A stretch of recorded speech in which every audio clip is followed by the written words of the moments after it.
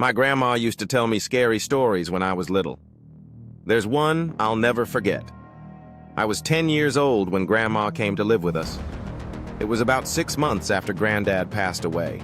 And I guess, looking back, she must have been lonely in that big house of theirs, rattling around with only the grief and memories for company.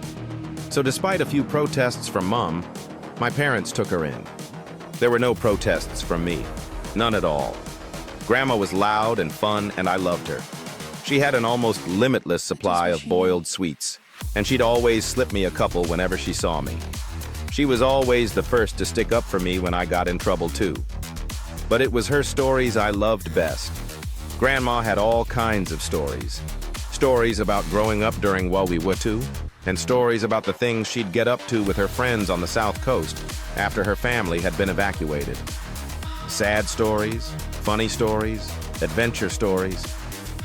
But it was her scary stories that were my favorite. Grandma had lots of scary stories.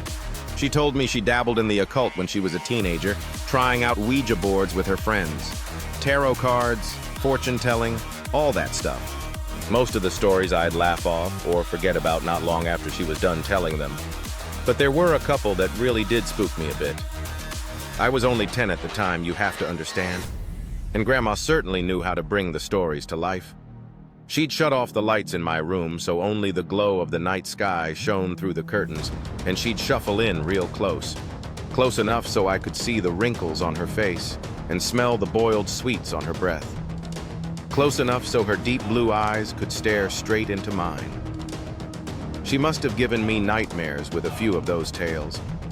But now, years later, there's only one that I can still remember. Only one that stuck with me. The story about the shower and Mr. Longfingers. Grandma told me about Mr. Longfingers one night after I asked about her baths. Grandma used to love her baths.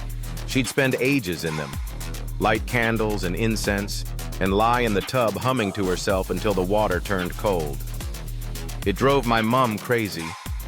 But when I asked her why she loved them so much, she said it was the only place she could relax. It was the only place that was safe for her to relax. You know people like me who are, well, more sensitive to certain things. We have to have baths, she told me seriously one night, shuffling closer on the bed. I couldn't possibly spend that long in the shower.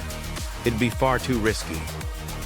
Grandma stared at me with those blue eyes of hers, unsmiling, and I knew it was time for one of her stories, one of the scary ones.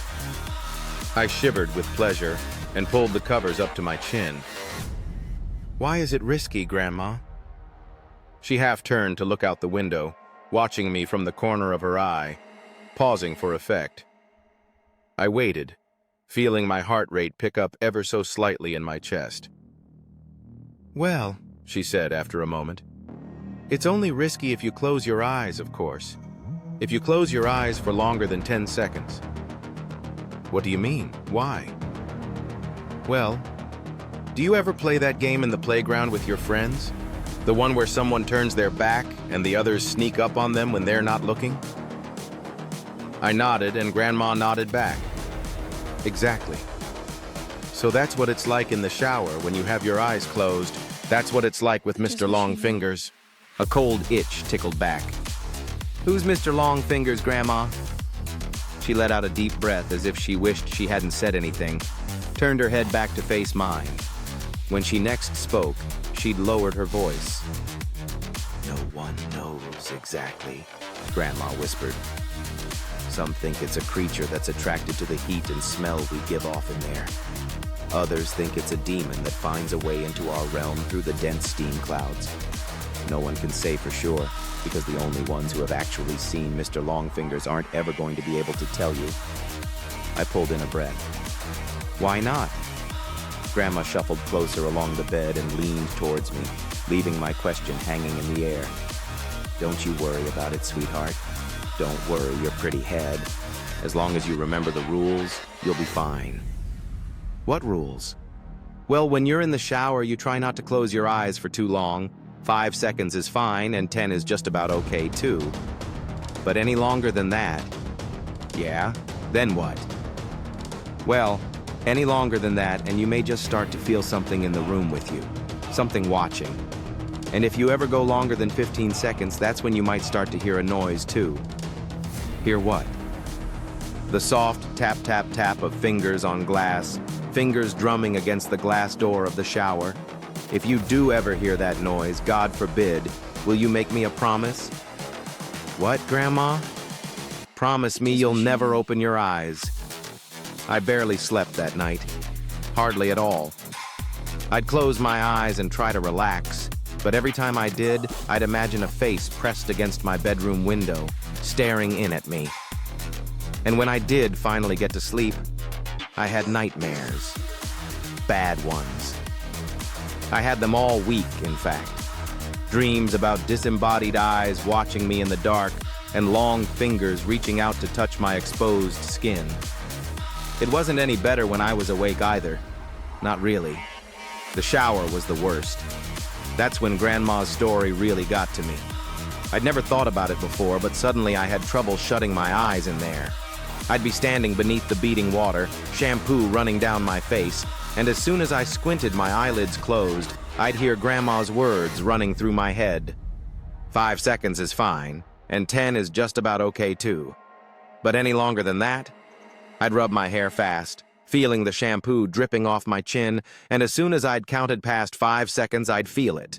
A sort of pressure. Not a feeling of being watched, exactly, but something close to that. I'd run my fingers faster and faster through my hair, frantically trying to get the suds out, and the ready blackness behind my closed eyes, coupled with the rush of water in my ears, would feel like a held breath. Like the silence before a scream. The seconds would race through my mind, and I'd be so desperate to open my eyes again that I'd sometimes do it before my hair was rinsed fully clean and my eyes would sting with shampoo. Just wish you knew. But before I shut them again, I'd always be sure to peer out through the steamed glass door of the shower cubicle, just to make sure I was still alone. It wasn't long before Mom realized something was up. She heard me crying out in my sleep one night and came in to comfort me. Asked me what the matter was, and it all came out. I told her about Grandma's stories and about Mr. Longfingers. She got this look on her face when I was telling her like she used to get with me when I'd made her really mad. This wide-eyed, angry look. Only this time she wasn't angry with me. She was angry with Grandma. My parents' room was next to mine, and sometimes, if I pressed my ear against the wall, I could hear them talking in there. Soft whispers. That night, though, after Mum was satisfied I wasn't scared anymore, and she'd gone back to her room, the whispers weren't soft at all. Oh no. I heard Mum hissing to Dad about Grandma, about the story she'd told me. Mum's voice floated through the wall, sharp and crisp. "You know what your fucking mother said to him now, don't you, Simon?" Dad's response was an unintelligible mutter. "She's told him there's a monster that'll get him if he shuts his eyes in the shower. A monster. The poor kid's been having nightmares about it all week. Seriously, Simon, you'd better say something to her tomorrow morning, first thing, or I will." I just wish you knew. Grandma came to visit me in my room the following night. That time, as she perched on the end of my bed, there were no stories. Nothing like that. Grandma just sat there and stared down at me, her blue eyes wide and sad. The light from the moon outside my window lit up her wrinkled face. "You know I'd never let anything bad happen to you, don't you?" she said after a moment. I nodded my head. "I know, Grandma. You know I wouldn't let you come to any harm?" I nodded again. "Okay, good. That's good." She looked away from me for a moment, out the window. "You know the things I tell you in the evening are meant to help you, sweetheart. They're meant to toughen you up a bit, protect you." She paused and shook her head. "But maybe your mom's right. Maybe I went too far this time." She looked down at me and smiled. But even then, even though I was only 10 years old, I could tell it didn't quite reach her eyes. "I'll tell you what," Grandma said. "You know what I told you about Mr. Longfingers and the shower? Well, I'm going to make sure you're safe. I'll scare the bastard off. How about that? It won't come back in a hurry if it has to face me. I stared up at Grandma, watching her face glow in the moonlight, watching her smile down at me. I nodded my head once. I was the one who found her. I don't know when exactly it happened, but I'd guess it was about a week after we had that talk in my room. A week after she told me she wouldn't let me come to any harm. I woke early that morning from a bad dream to a heavy thumping sound. I sat bolt upright in bed. My room was quiet around me, and I couldn't hear anything from the wall that joined my parents' room either. But the house wasn't entirely silent. Floating down the hall, muffled by my closed door, I could hear the sound of rushing water, the noise of the shower. I leapt out of bed and ran down the upstairs hallway, heart already pounding in my chest. As soon as I reached the closed bathroom door, I started banging on it. A deep terror was welling up inside me like cold water from a well, something I couldn't place, and I kept banging and shouting "Grandma" over and over again, even though she didn't respond. Off to my right, I was dimly aware of voices from my parents' room, the sleepy shuffle of footsteps. But before they had a chance to make it out onto the landing, I'd lifted my hand to test out the door handle, more out of instinct than because I thought it might actually open. But the door wasn't locked. I kept banging with my free hand and it swung suddenly inwards, bringing me face to face with a wall of steam. Heat struck my skin. I squinted my eyes against the damp fog and peered into the bathroom. And before Dad pushed me to one side, before everything around me descended into shouting and tears and chaos, I saw her. I saw Grandma. She was lying naked on the floor in the shower cubicle, the water beating down around her, blue eyes bulging from her face. One hand was curled against her chest, like a dead bird, while the other trailed against the glass of the shower cubicle. The flailing finger marks she'd carved through the steam still clear and fresh. It was a heart attack that killed her. That's what my dad told me.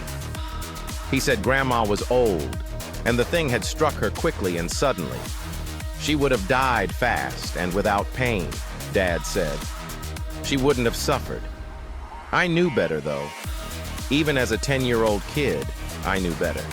And years later, writing this as an adult, I still know better. I also know my wife and kids resent me for refusing to have a shower in the house, for insisting everyone take baths. They pretend it's okay, and they humor me, but I can tell they don't really understand it. Not at all. My wife thinks she does. She thinks I still carry the trauma of seeing my grandmother dying in front of me when I was little. I guess she's right, in a way. But she doesn't know the full truth. Nobody does. And no one would believe me even if I told them. No one would believe me if I said the reason I don't take showers, the reason I haven't had one since I was 10 years old, isn't because I'm scarred from the sight of a dead body.